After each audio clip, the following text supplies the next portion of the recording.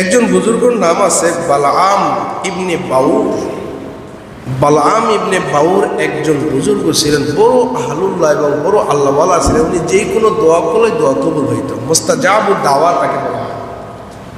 এই বালআম ইবনে বাউর তিনি ছিলেন মুসা আলাইহিস সালামের জমানার বুজুর্গ। তাই বালআম ইবনে বাউর ছিলেন ইমানদার। তাই বালআম ইবনে বাউরকে কিভাবে পথভ্রষ্ট করা যায়, বালআম ইবনে বাউরের কাছে মানুষ, অন্য জাতির মানুষ আসলো, তাকে বুঝাইল আপনি যদি মুসা আলাইহিস সালামের জন্য একটু বদদোয়া করেন তাহলে আপনাকে আমরা এই ধন সম্পদ দেব, এত কিছু দিব। যে কেন মুসা নবীর জন্য দোয়া করব, বদদোয়া করব? মুসা নবীর জন্য বদদোয়া করবেন এই জন্য যে মুসা নবী আমাদের এলাকার উপরে হামলা করবে, এই জন্য আপনি তার জন্য দোয়া করবেন, বদদোয়া। তো বালআম ইবনে বাউর আল্লাহর কাছে জিজ্ঞাসা করলেন, মাওলা এরা কি কয় আপনার পয়গম্বরের ব্যাপারে বদদোয়া করার জন্য বলে? আল্লাহ পাক বলেন, বালআম সাবধান, আমার পয়গম্বরের ব্যাপারে যদি কোনো বদদোয়া করো তাহলে তোমার অবস্থা খুব কাহিল হবে। তো তিনি করলেন না।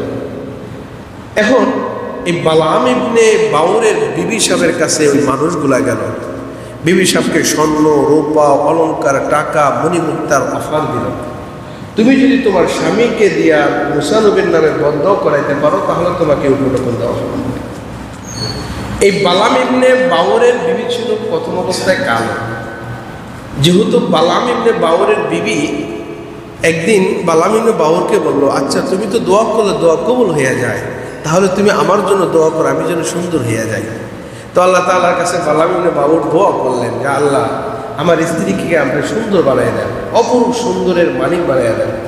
এই বালআম ইবনে বাউরের দোয়া কবুল হয়ে গেল, সাথে সাথে তার বিবিকে আল্লাহ তাআলা অপরূপ সৌন্দর্য, অপরূপ সুন্দরের মালিক বানিয়ে দিলেন। সুবহানাল্লাহ। তো কেমন একজন বুজুর্গ, তার বিবি সুন্দর হয়ে গেল। ওই জগতের ভেতরে সুন্দরী বোধের ভেতরে টপ লেভেলের ছিল বালআম ইবনে বাউরের বিবি, কারণ তিনি মুস্তাজাবুদ দাওয়া ছিলেন। এই ঘটনা দুর্লভ, পাওয়া যায় না। ইবনে কাসিরের ভিতরে এই ঘটনাটা আছে। বহু মোতালা করার পরে এই ঘটনাটা আজকে পাইছি, বালআম ইবনে বাউরের এই বিবির ঘটনাটা। আমিও শুনি নাই আজ পর্যন্ত।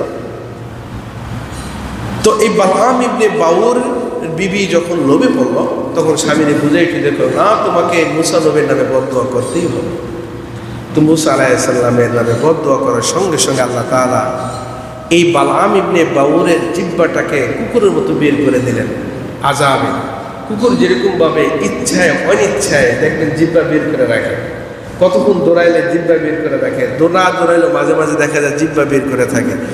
ওই মুসা নবীর দোয়া করার সঙ্গে সঙ্গে, তার নামে বদদোয়া করার সঙ্গে সঙ্গে আল্লাহ তাআলা এই বালআম ইবনে বাউর ছিলেন ইমানদার, বড় আহলুল্লাহ, বড় কুতুব ছিলেন, কিন্তু সাথে সাথে ইমানদার নামে বদদোয়া করার কারণে আল্লাহ তাআলা তাকে কুকুরের মতো জিহ্বা বাইর করে এই আযাবে তাকে পাকড়াও করলেন। বলেন নাউযুবিল্লাহ।